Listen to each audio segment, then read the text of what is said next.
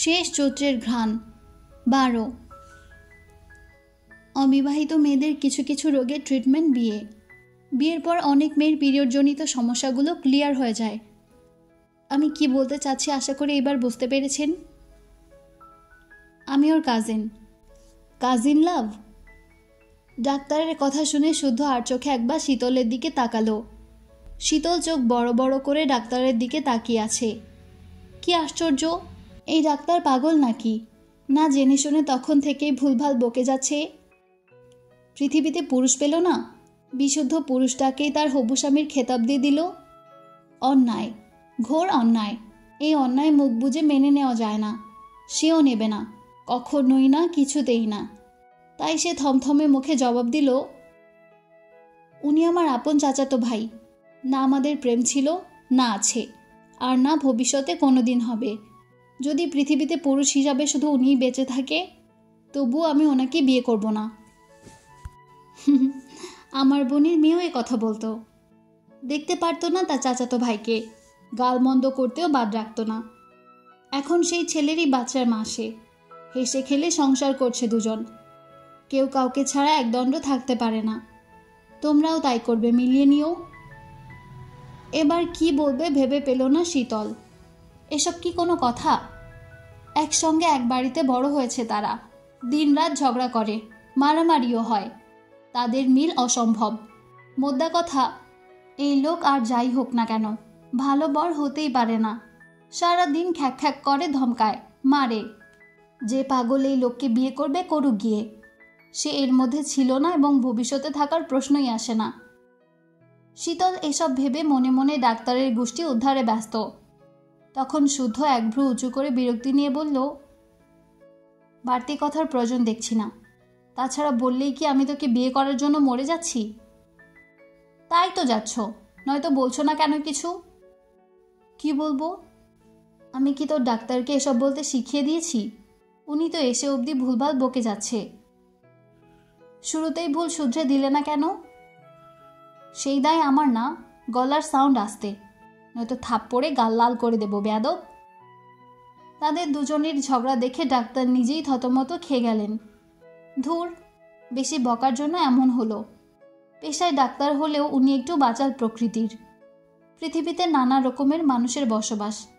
কেউ কেউ আছে হাসতে ভালোবাসে, কেউ খেতে ভালোবাসে, কেউ বা ঘুরতে, আর উনি কথা বলতে ভালোবাসে। এর আগেও আগ বাড়িয়ে কথা বলায় বিপাকে পড়েছিলেন, আজও তাই। তবে উনি সরি বললেন না, কারণ ওনার অন্ধ মন এখনো চিৎকার করে বলছে এদের মাঝে কিছু ঘটবে। কারণ প্রায় কাজিন লাভ স্টোরি শুভারম্ভ হয় ঝগড়া মারামারি দিয়ে। শুদ্ধর ধমক খেয়ে শীতল আর একটা কথাও বলল না। মন মেজাজ বিগড়ে গেছে। এই পাগল ডাক্তার তার ফুরফুরে মেজাজকে নিজের হাতে খুন করেছে। তাই সে রাগে ফোঁস করে অন্যদিকে তাকিয়ে রইল। তখন ডাক্তার বেশ কিছু পরামর্শ দিয়ে প্রেসক্রিপশন এগিয়ে দিল। শুদ্ধ সেটাতে একবার নজর বুলিয়ে উঠে চেম্বার থেকে বেরিয়ে গেল। শীতলও পিছু পিছু গেল। আশেপাশে সিমিনকে না দেখে সিঁড়ি বেয়ে নিচে নামলো দুজন। মুখে রা নেই কোনো। রিসিপশন থেকে কয়েক হাত দূরে সিমিন একজন মহিলার পাশে বসে আছে। ছলছল চোখে তাকিয়ে সান্ত্বনা বাণী ছড়াচ্ছেন। যে মহিলা কাছে ওনার বাবা মারা গেছে, লাশ নিয়ে যাওয়ার ব্যবস্থা হয়ে গেছে। একটু পর লাশ নিয়ে চলেও গেলেন ওনারা। শুদ্ধ হাসপাতালের সামনে থেকে সব মেডিসিনগুলো নিয়ে সিমিনের হাতে দিল। তারপর বাড়ির উদ্দেশ্যে বেরিয়ে পড়ল। ডাক্তার কি বলল না বলল শুদ্ধ থাকায় আপাতত কিছু জিজ্ঞাসা করল না সিমিন।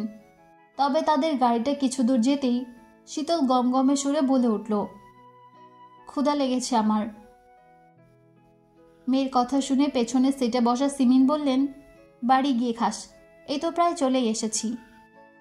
না, আমি এখনই কিছু খাবো। জেদ করে না মা, এমনিতেই অনেক দেরি হয়ে গেছে। তাছাড়া বাইরের খাবার বারণ না তোর। আর একটু ধৈর্য ধর, বাড়ি গিয়ে পেট পুরে খাস। না, আমি কাচ্চি খাবো, মানে খাবই। তুমি গাড়ি থামাতে বলো। শীতলের কথা শুনেও শুদ্ধ গাড়ি থামালো না। সে তার সুবিধা মতো হুইল ঘুরিয়ে যাচ্ছে। শীতল তাকে তো বলেনি, তাহলে সে কেন গাড়ি থামাবে? গাড়ি থামাচ্ছে না দেখে শীতল কটমট করে শুদ্ধর দিকে তাকিয়ে বলল, গাড়ি থামান শুদ্ধ ভাই, আমি নামবো। পারবো না। কেন? জানি না। সব সময় মন ভালো লাগে না কিন্তু। আমারও। আম্মু কিছু বলছো না কেন?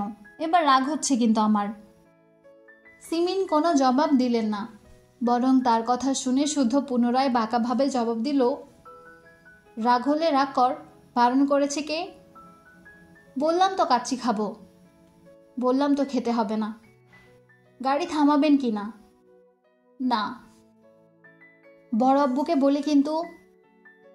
শুধু পকেট থেকে ফোন বের করে শীতলের দিকে এগিয়ে দিল, অর্থাৎ এই মুহূর্তে বলতে বলেছে। শীতল ফোন ধরল না, কারণ কথা বলতে বলতেই কাচ্চির ঘর পার হয়ে গেছে। শীতল মনের দুঃখে জানালার দিকে তাকিয়ে রইল। ভেবেও নিল জীবনেও কাচ্চি খাওয়ার কথা কাউকে বলবে না, নিজের মাকেও না। সব সময় এমনই করে এরা।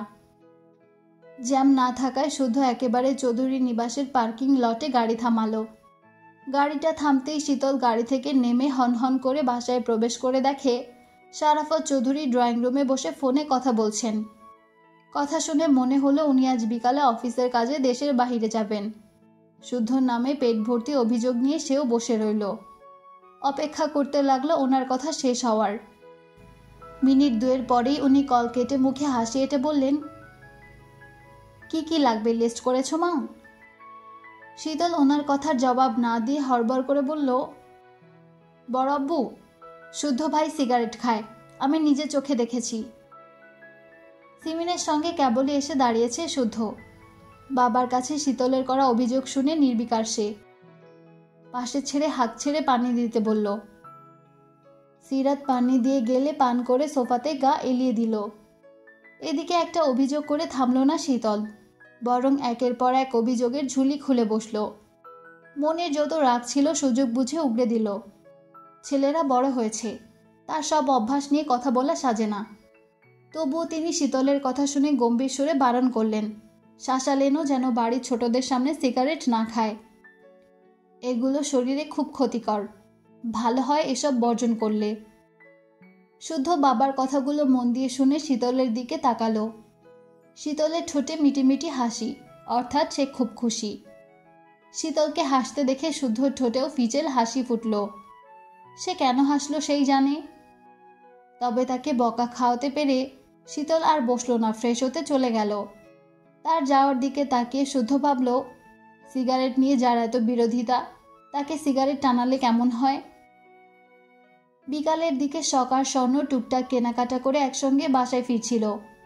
হঠাৎ মাঝপথে দেখা হলো আহনাফের সাথে। পাশ কেটে চলে যাওয়ার জন্য মনস্থির করলেও আহনাফ হাসি মুখে তাদের সামনে এসে দাঁড়ালো। হাসি মুখে কুশল বিনিময় করল। চৌধুরী নিবাসে সবার কথাই শোধালো, ওরাও ভদ্রতার খাতিরে জবাব দিল।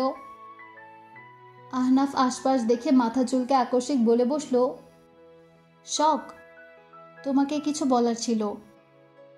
জি বলুন। না মানে। আহনাফ আমতা আমতা করে স্বর্ণর দিকে তাকালো।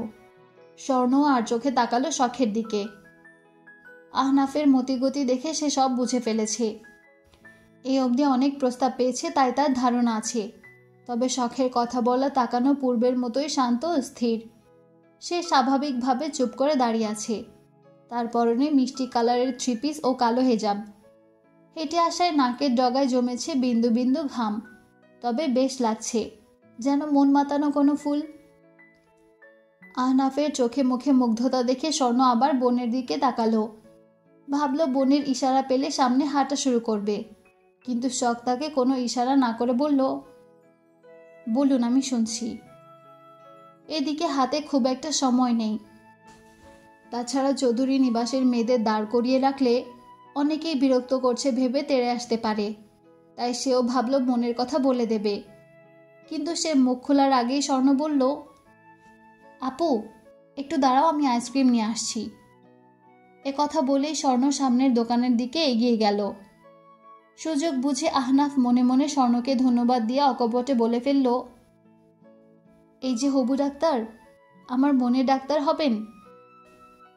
শখ সাথে সাথে কোনো জবাব দিল না, তবে তার চোখে মুখে অস্বস্তি ফুটে উঠেছে। তাছাড়া যতটুকু জানে, এই মানুষটা তার বড় ভাই সায়নের চেনা কেউ। একদিন দেখা হয়েছে তাদের, খুব সামান্য কথা হয়েছে, তাই তার এমন প্রস্তাব সহসা গ্রহণের প্রশ্নই আসে না। তবে কিছু না বলে চলে যাওয়া অভদ্রতা হয়ে যায়, কিন্তু কি বলবে বুঝে উঠতে পারল না। তার মনের কথা বোধহয় বুঝল আহনাফ, তাই সে বলল, প্রেম করার ইচ্ছে নেই আমারও, বউ বানাবো তোমায়। শান ভাইকে বিয়ের প্রস্তাব পাঠিয়েছে বাবা। আশা করছি পারিবারিকভাবে খুব তাড়াতাড়ি দেখা হবে আমাদের। শখ চুপ করে শুনল, তারপর অস্বস্তি থেকে বাঁচতে বলল, আসি তাহলে। এ কথা বলে কিছু বলার সুযোগ না দিয়ে হাঁটা ধরল। দোকানে খুব ভিড় থাকায় সেও এগিয়ে গিয়ে দাঁড়ালো স্বর্ণের পাশে। স্বর্ণের রাগান্বিত মুখশ্রী দেখে কিছু বলার আগে নজর গেল পাশে দাঁড়ানো সেই পুলিশের দিকে। নামটা বোধহয় ইনসান। সিভিল ড্রেসে থাকলেও চিনতে অসুবিধা হলো না। তবে স্বর্ণ রেগে থাকার কারণ বুঝল না সে। দোকানে ভিড় দেখে আহনাফ পাশের দোকান থেকে আইসক্রিম কিনে দোকানের সামনে এসে স্বর্ণের নাম ধরে ডাকল। তারা তাকালে ইশারা করে তাদের বেরিয়ে আসতে বলল। দুজন চোখাচোখি করে বেরিয়ে এলো। আহনাফ স্বর্ণের হাতে অনেকগুলো আইসক্রিম ধরিয়ে দিয়ে বলল, বড় ভাইয়া হিসাবে দিলাম, না করলেও শুনছি না। স্বর্ণের মুখভঙ্গি এখনো স্বাভাবিক। সে বোনের দিকে একবার তাকিয়ে মুখ টিপে হেসে বলল, ঘুষ দিচ্ছেন দেন, না করছি না, তবে ঘুষের বিনিময়ে বোন চাইলে দেব না কিন্তু। এ কথা শুনে আহনাফ হেসে ফেলল। হাসার দরুন গালে চমৎকারভাবে দুটো টোল পড়ল। শখ দেখল কিনা বোঝা গেল না, কারণ সে অন্যদিকে তাকিয়ে আছে। স্বর্ণ মজা করছে দেখে আহনাফও হাসতে হাসতে বলল, তাহলে কি দিলে বোন দেবেন শুনি? লেনা দেনাতে কাজ হবে না, আমার বোনকে পেতে হলে পরীক্ষা দিতে হবে। পরীক্ষা দিতে দিতে যানজীবন কয়লা হয়ে গেল, এখন বউ পেতেও পরীক্ষা দিতে হবে? তা তো হবেই, আমার বোনকে তো যার তার হাতে তুলে দিতে পারি না। তা তো অবশ্যই। তা বলুন ম্যাম, কি পরীক্ষা দিতে হবে? সময় হলে জানিয়ে দেব, আজ আসি। এ কথা বলে স্বর্ণ শখের হাতটা ধরে হাঁটা ধরল। আর 2 মিনিট হাঁটলেই চৌধুরী নিবাস, তাই আর রিক্সা নিল না। তবে তাদের যাওয়ার দিকে তাকিয়ে রইল 2 জোড়া চোখ। একজনের চোখে মুগ্ধতা, অন্যজনের চোখে হিংস্রতা। দুপুরের দিকে হাসপাতাল থেকে ফিরে রুম থেকে বের হয়নি শুদ্ধ। এত ডেকেও সারা তো দূর, দুপুরের খাবারটাও খায়নি অবধি। হয়তো কোনো কাজে ব্যস্ত। সে বাড়ি এলে মাঝে মাঝেই এমন করে। বন্ধ রুমে কি করে একমাত্র সেই জানে। তার রুমের সঙ্গে লাগোয়া আরেকটি বড়সড় রুম রয়েছে। সেটা রুম না, ঠিক ল্যাব বলা যায়, যেহেতু সে একজন সায়েন্টিস্ট। তার কাজ গবেষণা করা, মেধা ও শ্রম কাজে লাগিয়ে নিত্য নতুন জিনিস আবিষ্কার করা। ছেলের কথা চিন্তা করে শারাফত চৌধুরী নিজে থেকেই এটা বানিয়ে দিয়েছেন, সাজিয়েছেন নান্দনিক উপায়ে। কৃত্রিম লাইটের ঝলকানিতে পুরো ল্যাব দিনের মতো আলোকিত থাকলেও বিশেষ এক উপায়ে বাইরের আলো বাতাস চলাচল ও বন্ধের ব্যবস্থাও রয়েছে। এবং ল্যাবেতে কাউন্টার স্পেসও রয়েছে পর্যাপ্ত পরিমাণের।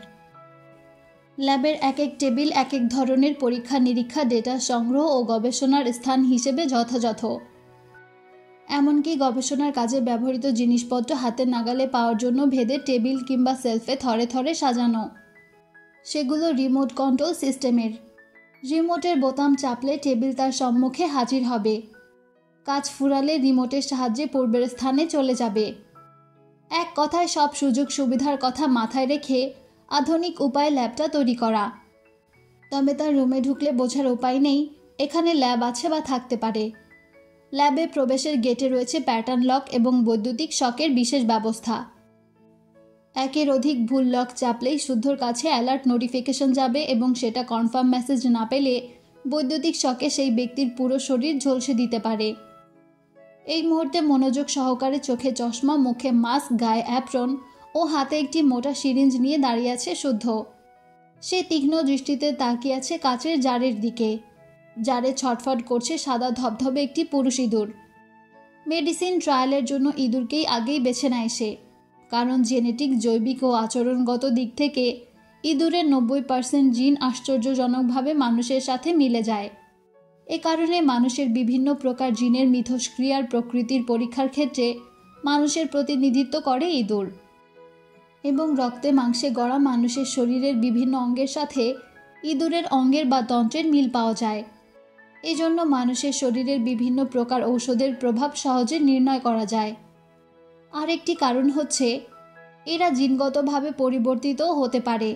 এদের নির্দিষ্ট জিনকে বন্ধ কিংবা খুলে রাখা যায়, ফলে কি পরিবর্তন হয় তা পর্যবেক্ষণ করা যায়। শুদ্ধ এই মুহূর্তে সেটাই করছে।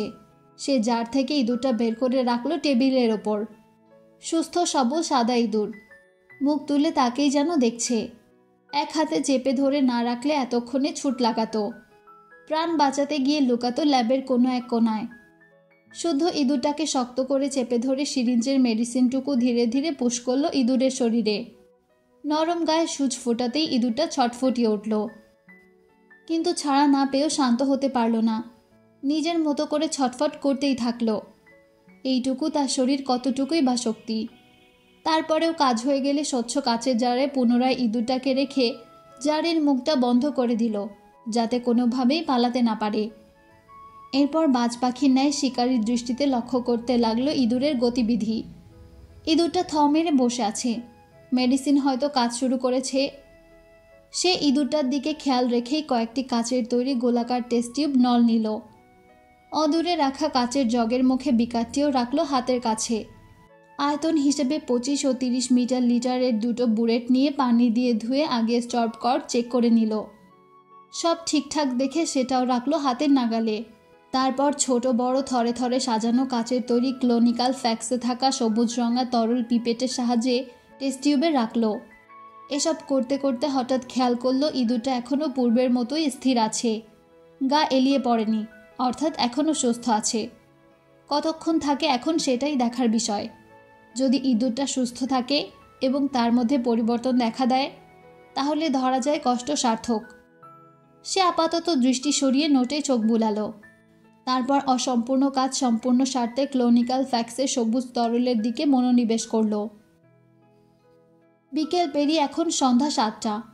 ধরণীর বুকে গাঢ় অন্ধকার। সিরাত সন্ধ্যার নাস্তা হিসাবে গরম গরম সিঙ্গাড়া ভাজছেন। গরম সিঙ্গাড়ার কথা শুনে ড্রয়িং রুম থেকে ছুটে এসেছে শীতল। মুখ ভর্তি হাসি নিয়ে অপেক্ষা করছে কখন গরম তেল থেকে সিঙ্গাড়া তুলে প্লেটে রাখা হবে, আর সে আগে ভাগে নিজের ভাগটা বুঝে নিবে। তাকে দেখে সিরাত আগে সতর্ক করলেন, খুব গরম, খবরদার হাত দিবি না এখন, একটু থাম, নয়তো হাত মুখ দুটাই পোড়াবি। আরে কিছু হবে না, একটু তাড়াতাড়ি তোলো না মেজমা। তুলছি বাবা তুলছি, সবুর কর একটু। সস কোথায়? পাশেই তো রাখা। শীতল সসের পুরো বোতল আর প্লেট নিয়ে সিরাতের পাশ ঘেঁষে দাঁড়িয়ে রইল। তার অবস্থা দেখে সিরাত মুখ টিপে হেসে বলল, হ্যাঁ রে শীতল, এত খাস গায়ে লাগে না কেন তোর? তা তো জানি না, বিয়ের আগে আমিও তোর মতোই ছিলাম, একটু মোটা হওয়ার জন্য কত আফসোস করতাম, কিন্তু বিয়ের পর না খেলেও শরীর স্বাস্থ্য যেন দিন দিন বেড়েই চলেছে। ডাউট করব তারও কোনো উপায় নেই। কেন উপায় নেই কেন? তোর মেজো চাচ্চু ওসব ডাউট ফাউট একদমই পছন্দ করে না, তার নাকি স্বাস্থ্যবতী গুলুমুলু মোটা বউই পছন্দ। এ কথা শুনে শীতল ফিক করে হেসে ফেলল। তাকে হাসতে দেখে সিরাত নিজেও হাসলেন। সিরাত একটু বেশি ফ্রেন্ডলি বিধায় বাড়ির মেয়েরাও তার কোল ঘেঁষা একটু বেশি। তাকে যে কোনো সমস্যার কথা আগে বলে, সমাধানও পায় চটজলদি। যেমন শীতলই গল্পে গল্পে পিরিয়ডের কথাটা আগে সিরাতকেই বলেছিল। সিরাত সিমিনকে জানিয়েছে। সিতারা ও সিমিন আগে ডাক্তার দেখানো তাড়া দিয়েছে। ছোট মা হাসপাতালে যাবে শুনে সায়ন সিরিয়াল দিয়ে দিয়েছে। তাদেরকে একা ছাড়বে না বলে শুধু নিজে নিয়ে গেছে। বাইরে থেকে এসে যা এবং ছেলে মেয়ে দুটো খাবে বলে তাড়াহুড়ো করে রান্না করেছে সিতারা ও সিরাত। মোট কথা, এই পরিবারের সম্পর্কের মেলবন্ধনটা সত্যিই খুব সুন্দর। হিংসা বিদ্বেষ ও আত্ম অহমিকাহীন প্রতিটা মানুষ। ডুবো তেলে সিঙ্গাড়া ভাজা হয়ে গেলে শীতল প্লেট এগিয়ে দিতেই সিরাত তাকে আগে তুলে দিল। শীতল পা ঝুলিয়ে কিচেন কেবিনের ওপর বসল। ফু দিয়ে গরম সিঙ্গাড়ায় কামড় বসিয়ে হাতের সাহায্যে মুখের ভেতরে বাতাস করতে লাগলো। গরমে জিভ পুড়ে যাওয়ার দশা, তবুও সে টুকটুক করে খেতে লাগলো গরম গরম সিঙ্গাড়া। সিমিন কেবলই শাহাদত চৌধুরীর সঙ্গে ফোনে কথা বলে রান্নাঘরে এসে দাঁড়িয়েছেন। সিরাতকে কিছু বলতে গিয়ে মেয়ের কাণ্ড দেখে কথা ভুলে ড্যাব ড্যাব করে তাকিয়ে রইলেন। মনে মনে নিজের উপর বিরক্ত হলেন। কিছুক্ষণ দাঁড়িয়েও কি বলতে এসেছিলেন মনে করতে না পেরে শীতলের উদ্দেশ্যে বললেন, সায়ন শুধু শখ স্বর্ণের আগে এটাকে বিয়ে দিয়ে বিদায় করব আমি। এ কথা বলে উনি পানির জগ নিয়ে চলে গেলেন। নিজের রাগ তো আর নিজের উপর দেখানো যায় না, তাই শীতলের উপর রাগটা দেখালেন। কিছু না করেও দোষ পেতে পেতে শীতলের খুব একটা গায়ে লাগে না, তাই সিমিন চলে গেলে সে মুখ ভর্তি হেসে বিড়বিড় করে জবাব দিল, তাহলেই ভালো হবে। কষ্ট করে গরম সিঙ্গারা ফুদিয়ে খেতে হবে না, বর চিবিয়ে দিবে, আমি শুধু গিলবো। তার কথা শুনে সিরাত হাসতে হাসতে চেঁচিয়ে বলতে গেলেন, এই মেয়ে কি বলে শুনে। সিরাত আর পুরো কথা শেষ করতে পারলেন না। শীতল মুখ চেপে ধরেছে। সে ইশারা করে মেজো মাকে বলতে বারণ করে প্লেট নিয়ে কেটে পড়ল। সিরাতের সিঙ্গারা ভাজা হয়ে গেলে ড্রয়িং রুমে সবাইকে ডাকল। সীতারা মনমরা হয়ে চায়ের কাপে চুমুক দিয়েছে। ওনাদের বিয়ের এতগুলো বছর হয়ে গেল, ছেলে মেয়েদের নিয়ে ভরা সংসার, তবুও সারাফাত চৌধুরীর অনুপস্থিতিতে মন ভার হয়ে থাকে। চিন্তা হয় মানুষটার জন্য। বড় জায়ের মুখের দিকে তাকিয়ে সিরাত আর সিমিন চোখাচোখি করে মুখ টিপে হাসলেন। এ নতুন কিছু নয়। সারাফত চৌধুরী বিকেলে চলে গেছেন। কাজ শেষ করে হয়তো সপ্তাহ খানিক পর ফিরবেন। উনি না ফেরা অবধি সীতারার মুখটা ততদিন চুপসে থাকবে। শায়ন বাসায় নেই। শায়ন চৌধুরীর ফিরতে আরও রাত হবে। বাসায় আছে বাড়ির 3 গৃহিণী আর ছেলে মেয়েরা। শুদ্ধ তো দুপুর থেকে নিজের কাজে ব্যস্ত। রুমটা সাউন্ড প্রুফ বিধায় বাইরে কোনো শব্দ হাঁক ডাক তার কান অবধি পৌঁছায় না। সাম্য সৃজনের হোম টিউটর পড়াতে এসেছে। তারা কিছুক্ষণ গাইগুই করে পড়তে বসেছে। শখ আর শীতল ড্রয়িং রুমে আছে। স্বর্ণর মাথা ব্যথা, তাই শুয়ে আছে। 3 যা চায়ের কাপ হাতে সিরিয়াল দেখছে। এ সময় তাদের পছন্দের সিরিয়াল হয়। এটা দেখে রাতের খাবারের আয়োজন করতে গেছে। শখ আস্তে ধীরে চা শেষ করে উঠতেই শীতল বলল, আপু চল ছাদে যাই। এখন ছাদে? পড়তে বসবি না? আমি ছোট নাকি যে সন্ধ্যার পরপরই পড়তে বসে যাব? তাই তো। তা ছোট আব্বুকে বলি, তুই বড় হয়ে গেছিস, তোর বিয়ে দিতে হবে। বল আপু প্লিজ বলো। পড়াশোনা ভালো লাগে না, আমি বিয়ে করব। শীতলের কথা শুনে শখ হেসে ফেলল। কি যে সুন্দর সেই হাসি। এই হাসির জন্য শীতল মনে মনে শখকে একটা নামও দিয়েছে, সুহাসিনী। তবে মুখ ফুটে শখ জানায়নি কখনো। যদি বোনের নামটা পছন্দ না হয় এজন্যই জানায়নি। শীতল পুনরায় ছাদে যাওয়ার কথা বললে শখ জানালো পড়া বাকি আছে, কালকে একটা পরীক্ষা আছে। এ কথা শুনে শীতলও জোর করল না শখকে, যেতে দিল। মা চাচিদের মধ্যে সিরিয়াল দেখতে ইচ্ছে করছে না শীতলের। সে উঠে রুমে চলে গেল। ড্রেসিং টেবিলের সামনে দাঁড়িয়ে চুল আঁচড়ালো, চোখে কাজল দিল, কালো টিপ পড়ল, ঠোঁটে লিপ বাম দিয়ে আয়নার দিকে তাকিয়ে মিষ্টি করে হাসল। ঠিক সেই মুহূর্তে স্বর্ণ এসে বলল, বাম থাকলে দে তো। কি বাম? ঝান্ডু বাম। ঝান্ডু বাম নাই, লিপ বাম আছে, নিবা? লিপ বাম কপালে দিব? তাই তো, শান ভাইয়ের কাছে দেখেছিলাম ঝান্ডু বাম। আচ্ছা গিয়ে দেখি তাহলে। তা তুই কোথায় যাচ্ছিস? কই, কোথাও না তো। তাহলে সেজেছিস যে? পড়তে বসবো তাই। পড়তে বসলে সাজতে হয়? সাজুগুজু করলে মন ভালো থাকে, ভালো মন নিয়ে পড়লে পড়া মাথায় থাকে। বোনের যুক্তি শুনে স্বর্ণ বিরক্ত মুখে চলে গেল। এ পাগলের সঙ্গে থাকলে মাথা ব্যথা বাড়বে বই কমবে না। তাই সে সায়নের বন্ধ রুমের দরজা খুলে রুমে প্রবেশ করল। অন্ধকারে রুমটাতে লাইট জ্বালালো। ড্রয়ার ড্রেসিং হাতে ঝান্ডুবাম খুঁজল, কিন্তু কোথাও পেল না। এবার বিরক্তের মাত্রা বাড়ল। হঠাৎ মাথা ব্যথায় চোখ খুলে রাখা দেয়। মাথা ধরে সে ধপ করে বিছানায় শুয়ে পড়ল। এত বড় বাড়ি, এত মানুষ, অথচ কারো কাছে ঝান্ডুবাম নেই। সে যাওয়ার জন্য পা বাড়াতেই সায়ন রুমে প্রবেশ করল। আর একটুর জন্য ধাক্কা লাগেনি দুজনের। তাকে রুমে দেখে সায়ন ভ্রুকুচকে জিজ্ঞাসা করল, আমার রুমে কি? চুরি করতে এসেছি। রুমের মালিককে নাকি? নিজের জিনিস কেউ চুরি করে নাকি? সায়ন হেসে ফেলল। দরজা দিয়ে মাথা বের করে আশেপাশে তাকিয়ে কেউ আছে কিনা দেখে আস্তে করে রুমের দরজা আটকে দিল। স্বর্ণ বাধা দিতে গেলে তাকে পেছন থেকে জাপটে ধরে গ্রীবায় থুতুনি ঠেকালো। তার খোঁচা খোঁচা দাড়ি খোঁচা লাগলো স্বর্ণের মসৃণ কাঁধে। স্বর্ণ নিজেকে ছাড়ানোর জন্য ছটফট করতে করতে বলল, এভাবে ধরতে বারণ করেছি না, ছাড়ো। ধরলে কি হবে? বারণ করেছি ধরবে না, ব্যাস। কিসের ব্যাস? কোনো ব্যাস ট্যাসে কাজ হবে না, যখনই ইচ্ছে হবে তখনই ধরবো, পারলে আটকাস। শুনলাম ফেরার পথে ইনসানের সঙ্গে কথা বলেছিস। কি বলেছে তোকে? অঙ্কনের কিছু করলে তোমাকে দেখে নেবে। শুধু দেখবে? তাতে খুশি সে? দেখবে, ধরবে, নাড়বে, না হলে ফিল পাবে কিভাবে? সায়নের ডাবল মিনিংয়ের কথা শুনে স্বর্ণের ছটফটানি বেড়ে গেল। নখ বসালো সায়নের হাতে, তবে সায়ন শব্দহীনভাবে হাসছে, কারণ গালি কিংবা ডাবল মিনিংয়ে কথা বলা স্বর্ণ পছন্দ করে না, খুব চটে যায়। সায়ন তাকে রাগাতে সেই কাজই বেশি করে। সায়নের শক্তপোক্ত বাহুডোর থেকে নিজেকে ছাড়াতে না পেরে স্বর্ণ বলল, ঝান্ডু বাম থাকলে দাও। দিতে পারি, তাহলে লিপকিস করতে দে। দিতে পারি যদি বৈধ সম্পর্কের দলিলনামা আনতে পারো।